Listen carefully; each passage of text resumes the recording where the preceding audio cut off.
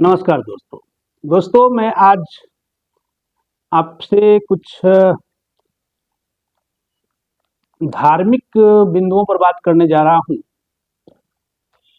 तो धर्म धर्म हमारे लिए क्यों जरूरी है, आप तो समझते हैं। धर्म हमारा एक प्रकार का दिशा निर्देशक तत्व है, जहां से जीवन जीने का एक दिशा निहित किया जाता है। जीवन जीने की प्रेरणा मिलती है कि हमें किस प्रकार का जीवन जीना चाहिए। तो उसी कड़ी में मैं भगवान बुद्ध और उनके शिष्य में होने वाले कुछ वक्तव्य को आपके सामने रखने जा रहा हूं। तो दरअसल भगवान बुद्ध अपने एक विशिष्ट शिष्यों के साथ एक दिन जंगल में विहार कर रहे थे। तो शाम के समय वो कहीं रुक गए और वहाँ उन्होंने अपना आश्रम माने अपना विश्राम करने का निर्णय लिया। तो बैठे बैठे उनके शिष्य का मतलब एक पहाड़ पर नजर पड़ा। उस पहाड़ की विशालता को देख करके उनके शिष्य के मन में एक कौतूहलता जगी, एक उत्सुकता जगी। तो उन्होंने बस यूं ही अपने गुरुवर भगवान बुद्ध से पूछ लिया कि गुरुजी, ये पहाड़ कितना विशाल है, पहाड़ कितना ताकतवर है, और शायद इस पहाड़ पर किसी की नहीं चलती होगी। पहाड़ पूरी तरह से स्वतंत्र होता होगा, ये अपनी मर्जी से जीता होगा। तो भगवान बुद्ध ने कहा, नहीं, इस पृथ्वी पर कहीं ना कहीं सब किसी दूसरे के द्वारा संचालित किए जाते हैं।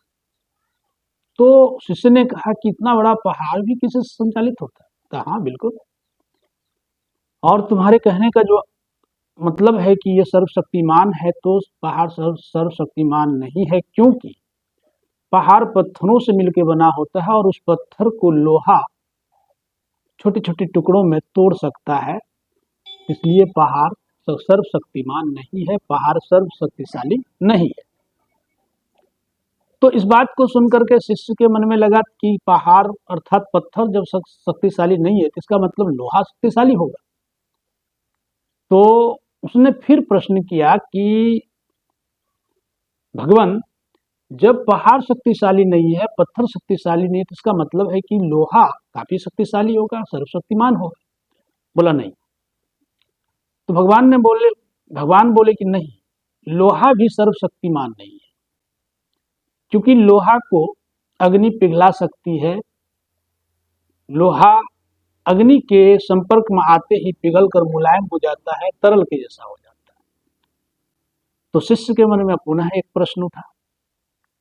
इसका मतलब है कि तब तो अग्नि बहुत ताकतवर होगी, अग्नि तो सर्वशक्तिमान होगी, क्योंकि ऐसे भी उनके मन में स्वाभाविक से एक प्रश्न उठ गया कि वास्तव में अग्नि तो पूरी ब्रह्मांड को जला सकती है, अग्नि तो किसी भी वस्तु को जला करके राख कर सकती है।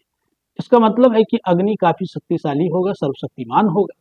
तो ये प्रश्न मन में उठने के बाद उन्होंने पुनः भगवान बुद्ध से प्रश्न किया कि भगवान, इसका मतलब मैं समझ चुका हूँ कि इस ब्रह्मांड में सबसे अगर सर्वशक्तिमान कोई है तो वो अग्नि है, क्योंकि उसके अंदर किसी भी चीज को जला देने की क्षमता है। तो भगवान बुद्ध इस बात पर मुस्कुराए।